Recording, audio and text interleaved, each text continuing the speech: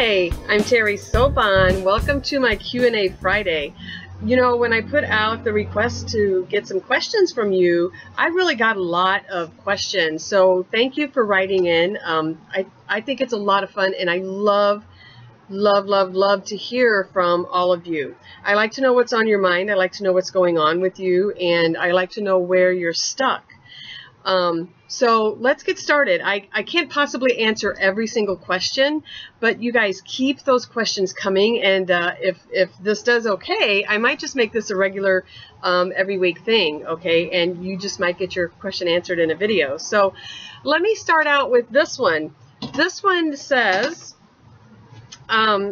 hi Terry, so I'll be 60 this year, and now after working for the same company and living in the same state for 28 years, I would like to change my career and relocate to another state, but I'm so scared of the change. And she put that in capital letters, you guys. There's nothing holding me back but me. What's my frickin' problem? Signed, Badass Chicken, South Florida.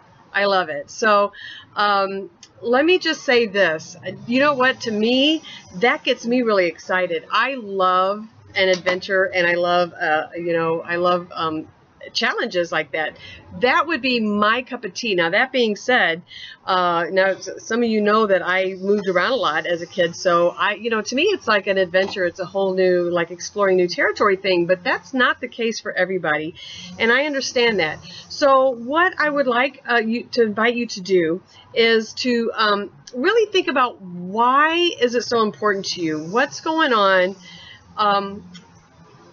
that creates your big why? Why is it so important to you that after 28 years in the same state and you're working for the same company, why is it so important to you to move forward and move on? What's going on that you feel like you would like to do this uproot?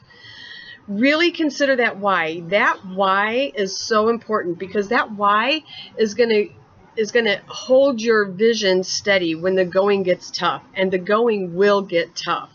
That is when you need to recommit and realize that when things do get tough, that's when you need to hold on to that big why. What is your big why? And I cannot answer that question for you. Your why is personal, and that's for you only. I know my whys, the reason why I do the things that I do for my growth and progress, but I don't know what yours is. So you can only answer that for yourself. So ask yourself why, because that why is going to keep you steady on your course. And if you're ready for that new adventure, go for it. Right? So I can't think of anything more fun than to take off in a new adventure like that, you know? So, then you need to identify your fears. So you've got your big why, and that why can be short-term, that why can be mid-term, and it can be a long-term why. And ideally, you're going to have all of them. But what's your big why right now? What's stopping you? So identify what's stopping you. What is your fear? What's coming up for you? Because I'm going to tell you what, your fears are very likely your stories. I feel like I have this thing on my head. Your fears are likely your stories. Your stories are what's holding you back, probably. And I don't know what your stories are. And I'm just going to throw this out there as an example. I'm too old. I can't find a job. I won't be able to support myself. I've been here too long. Why should I bother to go now? I really don't know what your fears are. I'm just throwing those out off the top of my head. But you have to identify your fears, and then you have to identify exactly why those fears are holding you back, because that's the only way you're going to be able to move forward and step out of those fears, right? And so then you need to identify the facts behind the fears. The facts are so important, because the facts are what's going to actually enable you to get out of the story. You need to move out of the story. See, what happens is we tend to misinterpret events in our lives, in our past lives, and we have these fears, we have these beliefs, and they really go down and they take root.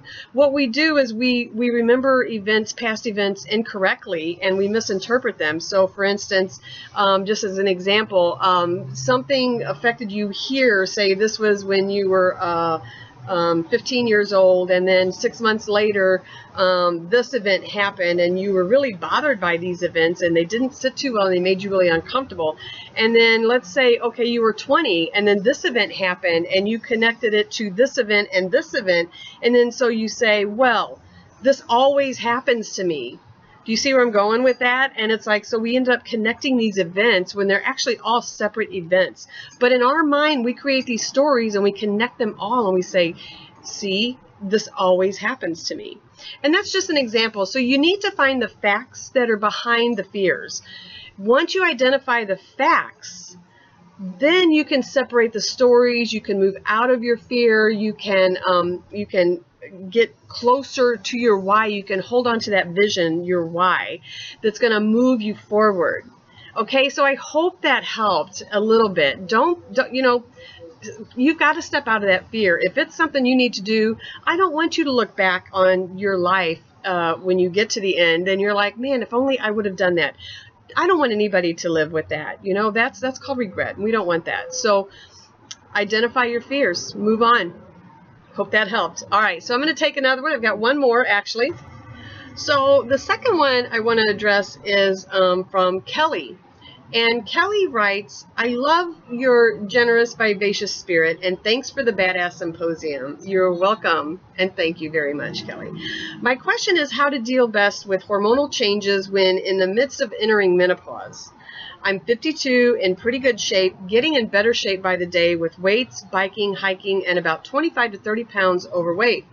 I eat extremely well. I'm working on portions. I drink 2, sometimes 3 drinks most days, usually wine. Have apple cider vinegar 4 times a week and take occasional seaweed, nettle infusion, but am now on a chickweed tincture course for quicker weight loss, along with loofah scrubs in the shower. The hormonal changes I speak of are slow weight loss, and she emphasized slow, energy lags, trouble with waking at night, slight depression, spotty or no or heavy periods, so rhythm method is totally off, and feeling anger swings, internally mostly. What gives? Signed, Kelly. Kelly, first of all, I want to applaud you for taking care of your health and your fitness. First and foremost, that's going to take you a long way in getting you to the other side of this thing that we women go through. Now, men, by the way, you may not want to listen to this part unless you've got a wife or a girlfriend or whoever that you need to support in their journey of menopause, because probably you're feeling the effects of it as well. So, and yes, we do have some men in our community. So, so men, feel free to listen or not. If you feel like you can benefit and help the women that you love, then by all means, please listen. Anyway, so Kelly, anyway, you're not alone. You're definitely not alone. Now, that being said, the good news is it will get better. But what I want to let you know is, of course, I'm sure you're aware, every single woman experiences menopause differently. What may work for me may not work for you. Now, for me, it was manifesting in a lot of the same things that you're going through. I started gaining weight. I was having trouble staying asleep. I was having trouble with hot flashes. And I tell you what, my hot flashes, when I'm not dealing with stress in a healthy way, I become like an inferno, you know. So I just feel like a walking furnace. And then I get cold, of course, because I've gotten so hot and sweaty. So that may not be the case for everybody, but that was certainly the case for me.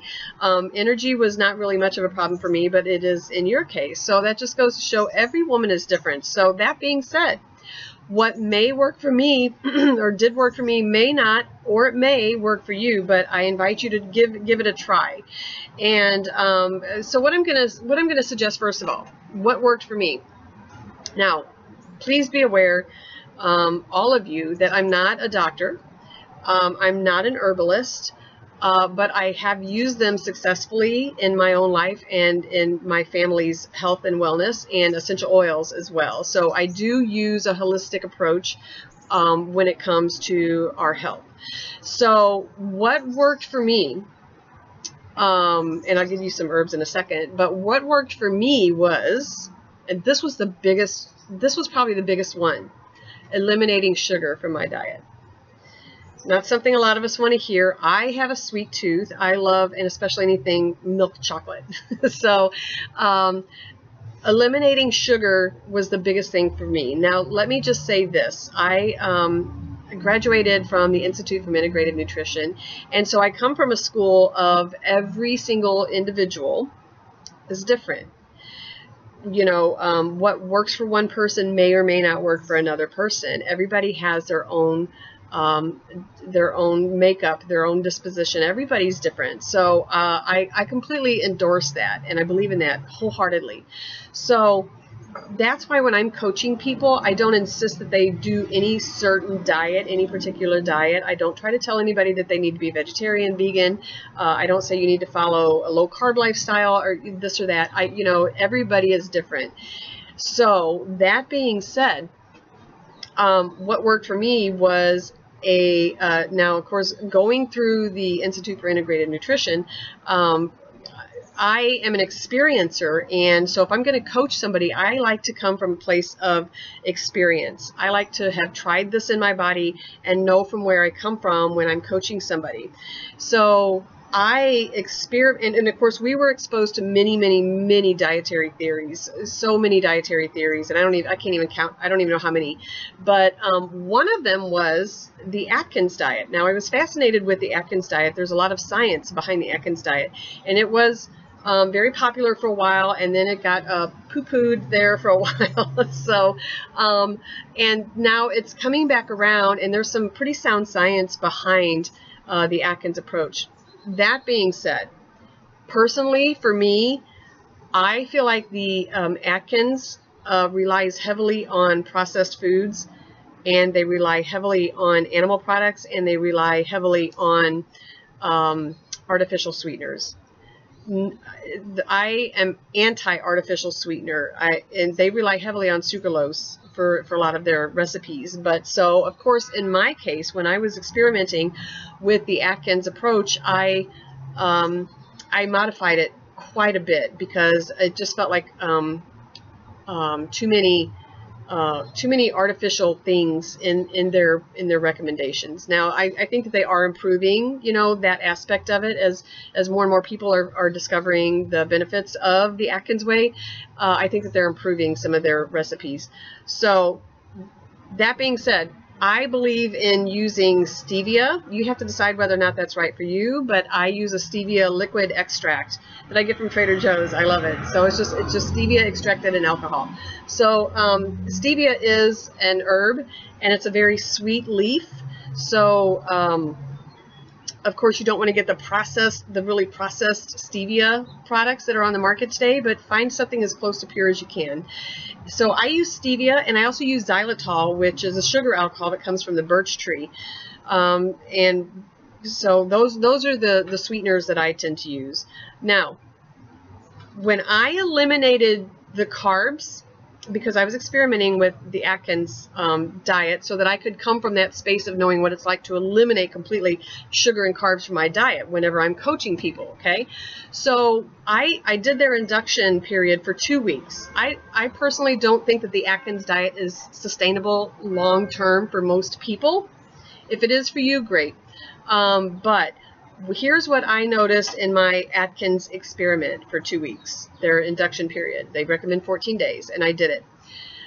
So I felt an immediate, well, probably not immediate, probably within a week and a half, I started noticing a huge difference in my hot flashes. Decreased tremendously in a really big way. They were almost non-existent. Now, of course, you also have to eliminate alcohol because alcohol contains carbs, right? So I eliminated alcohol, processed carbs, and fruit, you know, carbs in general, so no carbs, and and sugars. So that included coconut sugar. I quit using white sugar a long time ago, but that included, and I like coconut sugar, like in my coffee in the morning. I like a spoon of coconut sugar. Well, I switched over to xylitol instead. So I noticed a decrease in my hot flashes. I noticed I've always been pretty energetic, so I can't say anything about my energy-wise, but I noticed that that slight achiness in my joints I don't always ache in my joints, but you know, because I've been practicing yoga for a while and I strength train, but I noticed a big difference in my range of motion and the freedom that I felt, and there was definitely a lack of pain in my joints when I would practice yoga or strength training. So those were the noticeable benefits of doing the very modified Atkins plan. Now, it's not something I'm going to do long term. So I have slowly, you know, of course, I do eat fruit and I do eat coconut sugar. I have coconut sugar in my coffee. I have maple syrup or dates, you know, that kind of a thing.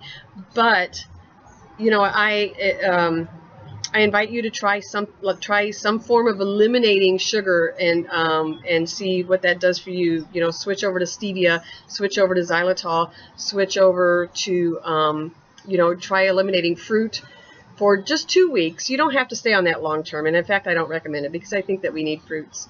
But I invite you to give that a try. So that really worked for me. Also, speaking of alcohol. Right now, I like my glass of wine, and I'm not gonna lie, I like red wine.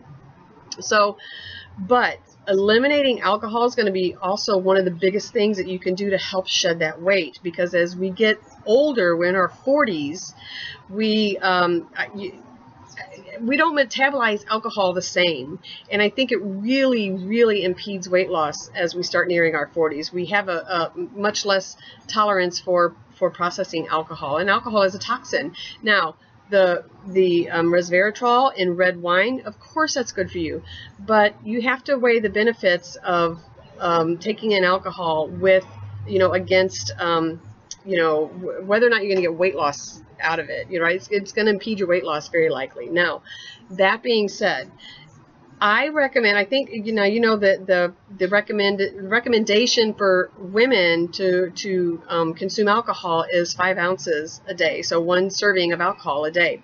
So if you're drinking 2 or 3, you probably are going over what you should. So I learned this little tip from Dr. Oz quite a while back, and I do it myself. I like red wine. Okay,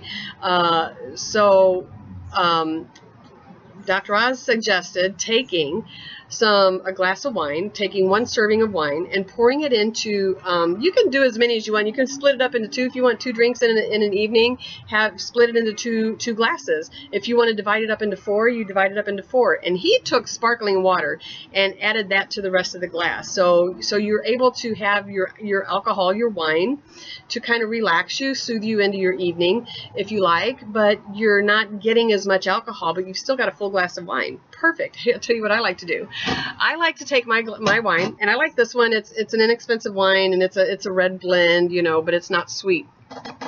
And then I mix it with this. So you kind of got like this wine cooler, wine cocktail kind of a thing. Now, Zevia soda. I don't recommend you drink soda all the time, but if you're wanting a treat, I would recommend that you try Zevia. I never recommend diet soda ever.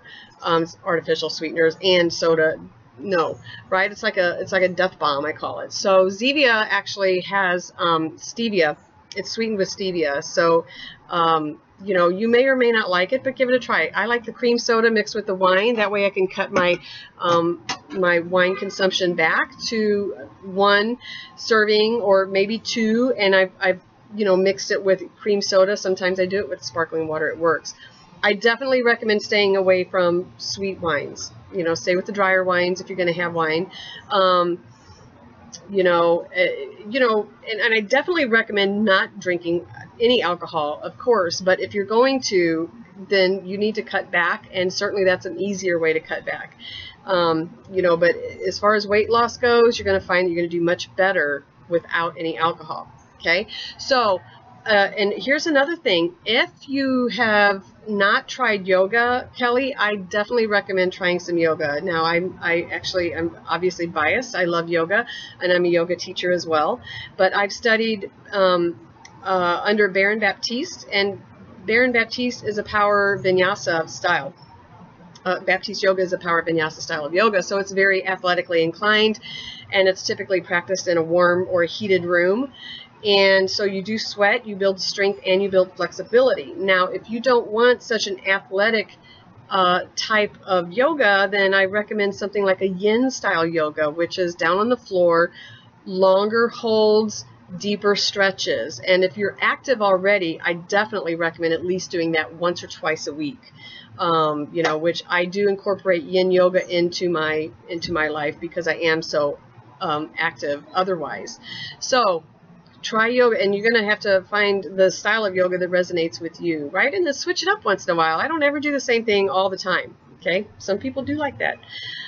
It's not for me, though. So the other thing that I would recommend is if you're trying to lose weight, what's really, really effective for women, especially as we get over 40, is carb cycling. Now, carb cycling has been known in the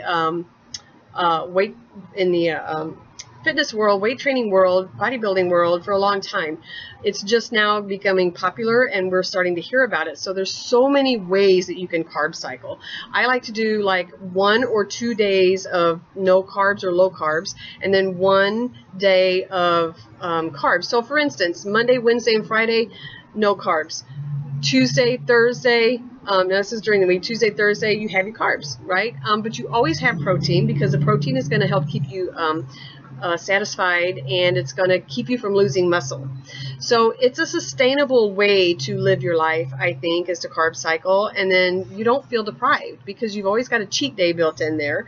You know, you can also do it in a way that you build in a cheat meal like every day. So there's so many different ways to approach it, but I definitely recommend for women that as we hit our 40s, carb cycle, right? So another thing to address your sleep, Kelly, is I recommend some herbs that help make you sleepy. Now, again, I'm not a doctor. I'm not telling you to do something that you know does not work for you, or you know is not safe for you, but I like, and I use these on my family and myself, herbs, the valerian, help make you sleepy and help keep you asleep. And skullcap is another good one. Kava kava for the tension that you might feel, especially when we start. I understand those fits of rage that you just feel like you could rage and blow up at anybody who just happens to be in your path. Been there, done that. You can ask my poor husband. So also, I like this tea. Now, I didn't get paid by any of these that I'm recommending, okay, but these work for me. So you know, you give them a try, see if they work for you. This is yogi tea. That's their bedtime, and it's got valerian root in it, and it's got, in addition to a bunch of other ones, it's got licorice root, chamomile flower, and it's got skullcap, St. John's wort leaf, and some rose hip, lavender, so good stuff, and it's got a little bit of an orangey flavor. So I really like this one. I think that yogi tea also makes one called stress or stress relief. I can't remember. But that's also a good tea that I like, and I think that one has kava in it. So give them a try if you want to see how those work for you. They work for me. Another thing that I recommend is check out if you have any herbal stores near you. You can look you can speak to one of the herbalists there. I'm very fortunate that we have an herbal store here, and the herbalist that owns it's named Cheryl, and she's got such a wealth of knowledge when it comes to these things. Oh, also, speaking of which, let me back this up. If you don't have this book already, now I know that you mentioned that I didn't read in your email that you like Susan Weed's work. This book, her New Menopausal Years, has a lot of great information and a lot of herbal recommendations for you. But back to what I was talking about, our herb shop that we have here, the woman that owns it is named Cheryl, and she's got a formula called For Her, and it's got all these herbs in it, like I think it's got like black cohosh, it's got licorice root in it, it's got Vitex in it, so all these herbs, and I took that one for quite a while. And it's, you know, it's one of those things that you won't notice a huge shift right away because it's an herb. So, but you take it as a tonic, and you take it every day. And so I took that very often in a glass of water. It didn't taste very good, but very effective. Okay. So, Kelly, I hope some of that helps. And as always, everybody, I love hearing from you. So please feel free to leave a comment below. If you have any questions, let me know. You can send me an email, terry@terrysobon.com, and my name is spelled with a Y, Terry, Terry, at terrysobon.com. Leave some comments below if you like, and I love to hear from you. So keep the questions coming. I'll try to get to these as often as I can, and maybe we'll do this every Friday. All right. You guys have a great rest of your day. Bye-bye.